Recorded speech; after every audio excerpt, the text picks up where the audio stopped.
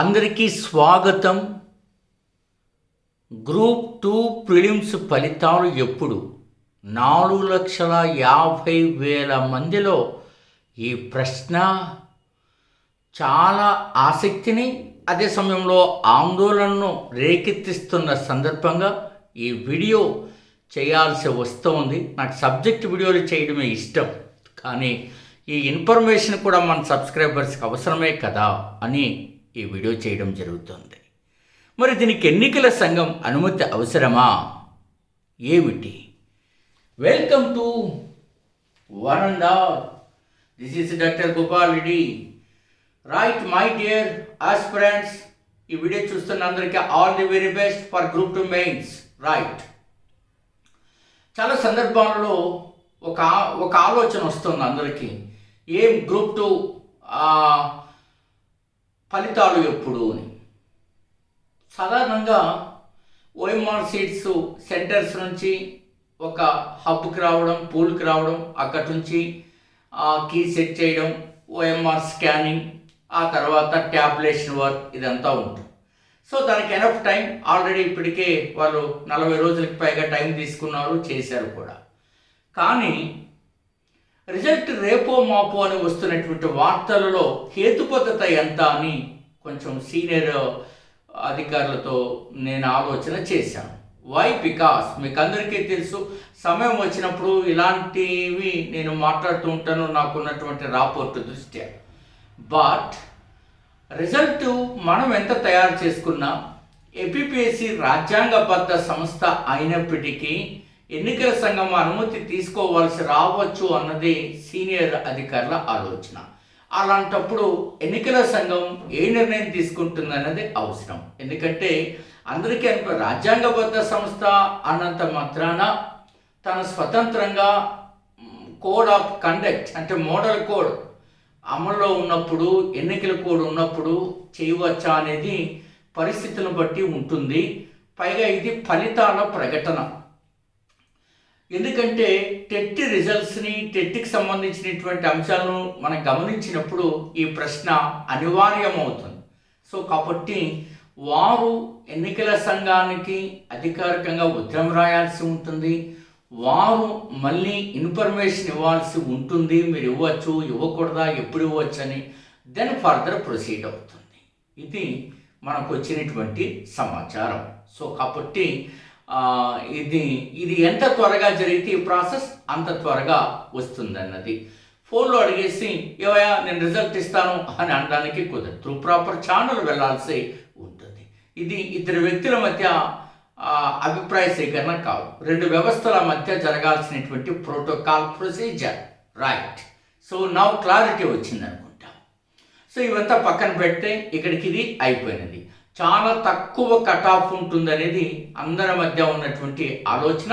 ఈ స్కానింగ్లో tablets work చేసేటప్పుడు తెలుస్తుంది కదా, చాలా ఆశ్చర్యపోతున్నారు అని అంటున్నారు. అంటే అభ్యర్థుల ప్రిపరేషను, నేను మొట్టమొదటి గ్రూప్ 2 నోటిఫికేషన్ రాకముందే 2 ఏళ్ల కిందటే ప్రిపరేషన్ కాదు, మానసిక సామర్థ్యాన్ని మీరు చూసుకోవాలి అని చెప్తే కొందరు సారు మానసిక సామర్థ్యం కావాలంటున్నాడు ఏంటి అని అన్నారు. ఆ మానసిక సామర్థ్యము, సమతుల్యత గ్రూప్ 2 ఎగ్జామ్ రాసేటప్పుడు కోల్పోవడం వలనే చాలామంది ఇబ్బందికి ఎదుర్కొన్నారు అన్నది మనకున్న సమాచారమే కాకుండా మీరు కూడా అది అంగీకరిస్తారని భావిస్తున్నాను. కాబట్టి మీరందరూ ఆలోచన చేయాల్సిందే, ఇప్పటికైనా మెయిన్స్కి మానసిక సామర్థ్యాన్ని సాధించాల్సి ఉంటుంది. నాకు తెలిసిన ఒక ఫోన్ కాల్, కుర్రాడు ఫోన్ చేశాడు, ఎందుకురా అన్ని క్వశ్చన్స్ పెట్టేసావు నెగిటివ్లు అంటే, అబ్బాయి చెప్పిన ఆన్సరు, సార్ పక్కవాడిని చూసిన వాడు అన్ని చుట్టేస్తున్నాను, అరే నేనేమైనా వెనకబడిపోతానేమో అని అనుకున్నాను. పక్కవాడితో నీకేంట్రా పని అంటే సిగ్గుపడ్డాడు. దీన్నే సరైనటువంటి నిర్ణయం తీసుకోలేకపోవడం అనేది. అందుకనే మానసిక సామర్థ్యం చాలా అవసరం. మీకున్న ఆందోళన, అసహజమైనటువంటివి ఇవన్నీ పక్కన పెట్టండి. గొప్పమైనటువంటి మెంటార్స్ వద్ద, సరైనటువంటి నాలెడ్జ్ ఉన్న స్కిల్డ్ పర్సన్స్ వద్ద మీరు ట్రైనింగ్ పొందండి. ఈ అనుభవం లేని వాళ్ళు, ఆలోచన లేని వాళ్ళు, జీవితంలో ఏ సమస్యను ఎదుర్కోలేనటువంటి వాళ్ళు, ఎప్పుడెప్పుడో ఎగ్జామ్ రాసి ఒక ఉద్యోగం సాధిస్తున్న వాళ్ళు, ఇవన్నీ అనవసరం. మీరు ఎగ్జామ్ రాయడం వేరు, సో ఒకరిని 10 మందిని ఎగ్జామ్ని సెలెక్ట్ అయ్యేలా చేయడం అనేది చాలా ఇంపార్టెంట్. సో ఇది మనం అర్థం చేసుకోవాలి. ఇప్పటికైనా మీరు దయచేసి ఎగ్జామ్ మోడ్లోకి రండి. ఎగ్జామ్ మోడ్ అంటే బిట్ ఎక్కడొస్తుందని ఆలోచన చేయడం. అనేక వీడియోలు మేము చేస్తూనే ఉన్నాం, కానీ ఆ వీడియోల పట్ల పెద్ద ఆసక్తి మీకు ఉంటుందో ఉండదో నాకు తెలియదు.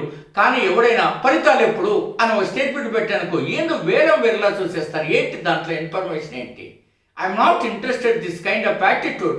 అవసరమైన సమాచారం తెలుసుకోవడం అవసరమే, కానీ అంతకంటే జీవితాన్ని మార్చివేసే, జీవితాన్ని మన కుటుంబ హోదాను, మనకున్నటువంటి అన్ని సమస్యలకు, సకల సమస్యలకు సాకల్య సమాధానం చెప్పేటువంటి ఆ సబ్జెక్ట్ వీడియోస్ని ఎందుకు చూడరు మీరు? ఏమంత నిరాదరణ? 10 నిమిషాలు మీ జీవితంలో ఏం పెద్ద విలువైనవి అవి చూడరు. I'm extremely sorry about my words, I'm extremely regret about my words. హార్స్గా ఉండొచ్చు, కానీ అవే హనీ లాంటి మాటలు, తేనె లాంటి మాటలు. అవి పట్టించుకోరు మీరు. గౌతమిపుత్ర చేతకైన పైన బిట్ ఎక్కడొస్తుందనే ఒక ఎక్స్పర్ట్, నేను కావచ్చు, మరొకరు కావచ్చు, ఆ ఎక్స్పర్ట్ చెప్పే మాటలు వినరు. ఎవడైనా ఎదవా డీటీ నోటిఫికేషన్ ఎక్కడ వస్తుంది? మాకు తెలియకుండా, సీనియర్స్కి తెలియకుండా, ఇంత పార్టీలతో, ప్రభుత్వంతో ఇన్ని సంబంధాలను మాలాంటి వ్యక్తులకే తెలియకుండా పిల్లపిల్ల నాయకులకు నోటిఫికేషన్లు ఎప్పుడు వస్తున్నాయి ఎట్లా తెలుస్తుంది? అంటే ఫేక్ అని మీకు అర్థం కావడం లేదా? I'm not interested this kind of information. ఇది మీరు అర్థం చేసుకోవాల్సిన అవసరం ఉన్నది.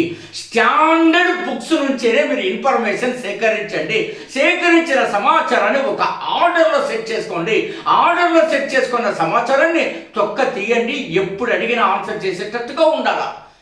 మీకు అందరికీ తెలుసు, నేను అనేక ప్రయత్నాలు చేసినాను. అందుకే నేను ఆన్లైన్లోకి రాకముందు ఈ ప్రయత్నాలన్నింటినీ ఫస్ట్ స్టెప్ మనం 80 మూల గ్రంథాలతో మనం సేకరించి ఆ గ్రంథాల్లో ఉన్న ఇన్ఫర్మేషన్ని తీసుకుని మనం మెటీరియల్ తయారు చేసాం.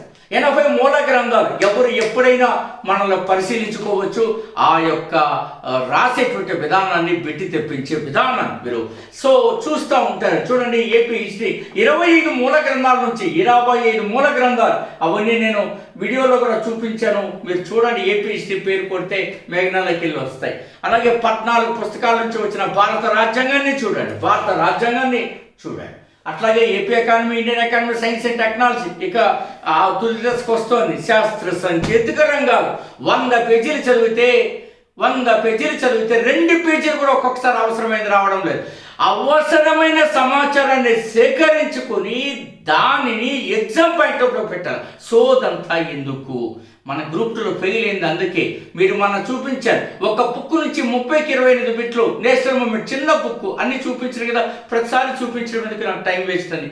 మరి జాగ్రఫీ 103 పేజీల్లో 17 బిట్లు. యాక్చువల్గా 18 వచ్చాయి. ఇండియన్ జాగ్రఫీ 18వ బిట్టు ఫిజిక్స్లో వచ్చిన మెసో ఆవరణం అక్కడ రాసిన ఉలకలం అందించడం. అందుకనే చెప్పండి.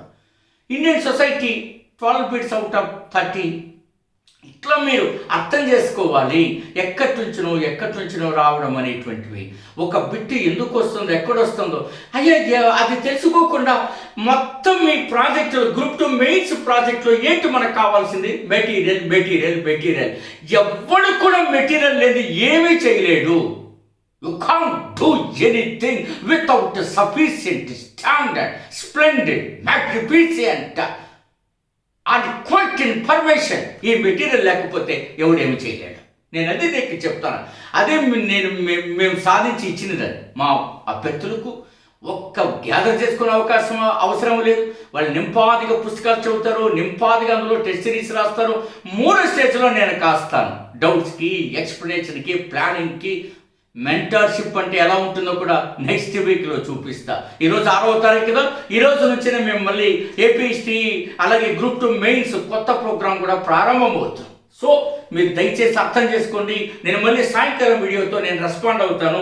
సో 1 గంటకి నా లంచ్ అవర్ తప్పనిసరిగా నేను టైం టు టైం చేయకపోతే మళ్ళీ నేను 16 అవర్స్ షెడ్యూల్ రన్ చేయలేదు. ఇది ఎవరు అత్యుక్తి అనుకుంటే 25 సంవత్సరాలు నా షెడ్యూల్ ఎవరైనా ఎప్పుడైనా ఎక్కడైనా పరిశీలించుకోవచ్చు. రైట్ మై డియర్ జెంటిల్మెన్, మీరు 8074940030కి మీరు డెమో పీడిఎఫ్ అండ్ సో దానికి రిక్వెస్ట్ పెట్టుకోండి, వాళ్ళు పంపుతారు, వాట్సాప్ చేయండి, తొక్క తీస్తారు, ఎలా ఉంటుందో మీరు చూడండి. అట్లాగే డౌన్లోడ్ శ్రీ మేఘనా థింక్ ట్యాంక్ యాప్. ఇది మనం ఎంత నిబద్ధత ఉంటుందో ఈ దేశంలో మనకి సరికొత్తమైన యాప్ ఇది.